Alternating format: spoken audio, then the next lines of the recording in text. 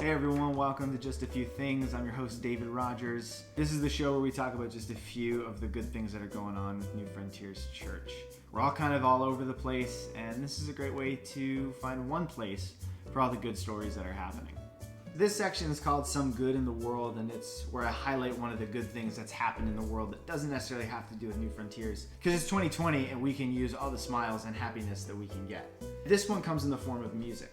Now, I know that this time of the year usually brings about quite a debate, and that debate is, when do we start listening to Christmas music? I know there's people out there that like to turn it on the second November hits, and there's people that will not turn it on until after Thanksgiving. Now, I kind of land in the second group. I personally like to listen to it right around Thanksgiving, like maybe the week of, but I'm not about to turn on Bing Crosby or anything like that right now. And I think the reason for this debate is because we don't actually have any Thanksgiving music. Usually we have Halloween spooky music, and then we have Deck the Halls. There's nothing in between. Until now. 2020 has given us COVID-19, murder hornets, and also the world's first ever Thanksgiving song. That's right, Ben Rector, who you may have never heard of until now, check him out, he's awesome, has finally written a Thanksgiving song. It's called The Thanksgiving Song. Pretty straightforward, but it's an awesome song. It's really heartwarming, it's nostalgic, and it gets you really excited for the holidays. Now we finally have some middle ground. For those who want to listen to Christmas music, for those that don't, everybody can agree, hey, let's listen to a song that sounds like Christmas music, but is actually about Thanksgiving. Check it out. It's called The Thanksgiving Song. It's on Spotify, iTunes, YouTube, wherever else you listen to music, I guess. Maybe not the radio, but I don't know. Go check it out. It's awesome. All right, this next segment is called Our Weekly Report, and it's when we highlight one of the good things that's happened at one of our meetings or with one of our community groups. And this week, this report comes from Sam Poe, who's going to highlight something that happened in one of our Somersworth meetings. We have two locations right now. We have Portsmouth and we have Somersworth, and we're really excited to see what is happening in Somersworth only about 3 or 4 weeks in. It's really exciting, and Sam Poe, why don't you tell us what's going on? Hi, New Frontiers Church. It's been a real joy at our location in Somersworth to have a number of our friends who speak Spanish as their mother tongue joining with us in our gatherings there. And this last week we had our very first bilingual service where we heard both Spanish and English spoken as we shared together the goodness of God and the blessing of God, and exhorted each other and encouraged each other in the Lord. What a joy that was. It's like a dream come true to see people from different language groups and cultural backgrounds participating together in the joy of the Lord. Y para los que hablan español, quiero darles la bienvenida. Gracias por su presencia con nosotros. Es una gran bendición tenerles con nosotros.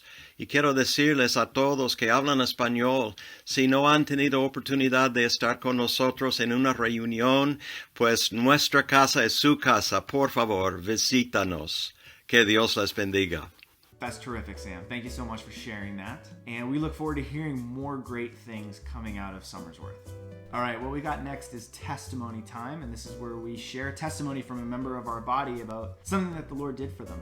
And this week I got to speak with John Miller from the Portsmouth location about something the Lord did for him. So let's turn it over to John.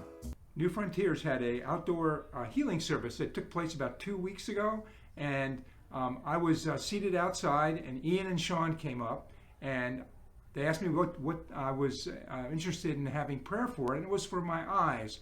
I've had glaucoma for 50 years. As a young man, I got it when I was 20, and now I'm over 70, so you can do the math.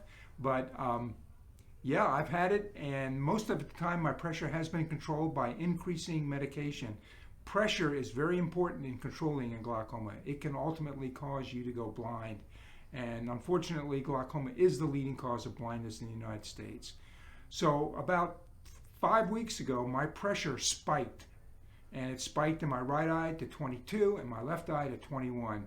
And unfortunately, I was at a risk of going blind. But after the prayer service, I went within a week, and had my eye pressure checked by my ophthalmologist, and my right eye went from 22 to 10, and my left eye 21 to 12. And I was blessed by that. And I must say that I've been praying for my eyes for a long time.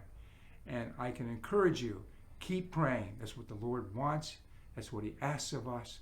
And he never fails.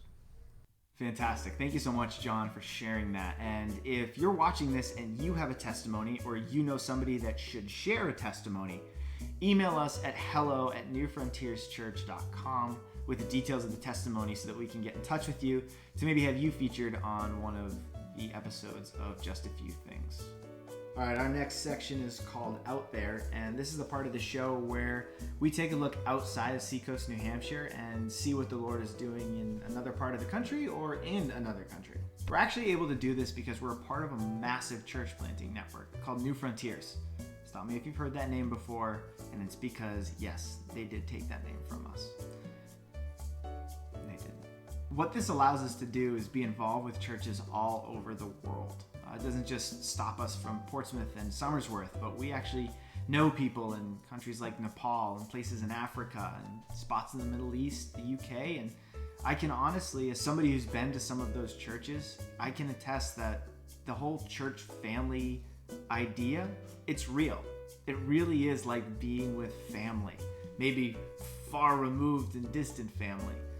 But we are a family of churches across the world, and we're going to, in the coming weeks, hear stories from some of these different churches. We're going to get to meet some of the leaders and have them say hello and how's it going, and you get to maybe match some names with faces as well as faces with areas and regions and countries and stories and all of that wonderful stuff. So stay tuned. This wasn't as exciting of an out there segment, but I wanted to point out what we were doing so that you knew what we were doing when we do it. All right, guys, that's all from me at Just a Few Things. Thanks for tuning in. But before I go, I want to plug one thing, and that is the prayer event called Enough. Highly recommend getting involved with this. CE News for more details. But it's a global concert of prayer. You sign up, you pray along with prompts that are given to you in a video, and you're going to join in with the prayers of hundreds of thousands of people praying all across the globe for the Lord to move in these very specific ways. Highly recommend getting involved. Do it. It's called Enough. Read GE News. You learn all about it. And that's it for me today. Thank you again so much for joining, and we'll see you next week at some point. Bye.